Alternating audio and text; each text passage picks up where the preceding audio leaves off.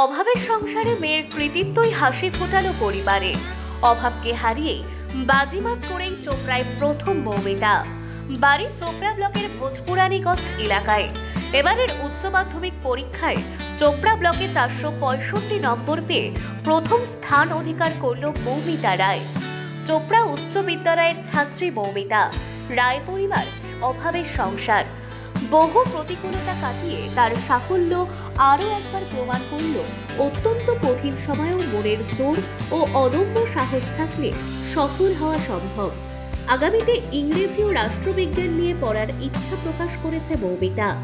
ভবিষ্যতে অধ্যাপক হওয়ার স্বপ্ন নিয়ে এগোতে চায় মৌমিতা। মেয়ের সাফল্যে খুব খুশি বাবা মা সহ আত্মীয় পরিজনেরা। মেয়ের সাফল্যের বিষয়ে বাবা নারায়ণ চন্দ্র রায় জানিয়েছে, মৌমিতা ছোটবেলা থেকেই পড়াশোনার প্রতি অত্যন্ত আগ্রহী, তবে তার সামান্য আয়। আগামীতে মেয়েকে কতদূর পড়াশোনা করাতে পারবেন তা নিয়েও চিন্তায় রয়েছেন বাবা নারায়ণ চন্দ্র রায়। কষ্ট তো সেই কষ্ট, দোকানের উপর নির্ভর, তোমরা তো সবই দেখছো, না দেখার তো কিছু নেই। আমি সাইকেলে রিপেয়ারিংয়ের কাজ করি, মানে খুশি আর খুশির ওপরে আর কি বলবো, খুশি। মৌমিতার বাবা পেশায় একজন সাইকেল মেকানিক, মা চা বাগানে শ্রমিকের কাজ করেন। অর্থের অভাবে মেয়েকে ভালো কোনো গৃহশিক্ষকের কাছে দিতে পারেননি তিনি।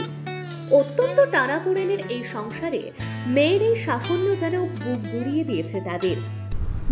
অনেক ভালো লাগছে। এখনও তো ভাবিনি, মানে ইংলিশ আর পল সায়েন্স যে কোনো একটা। আমি 465 টোটাল, চেষ্টা করব।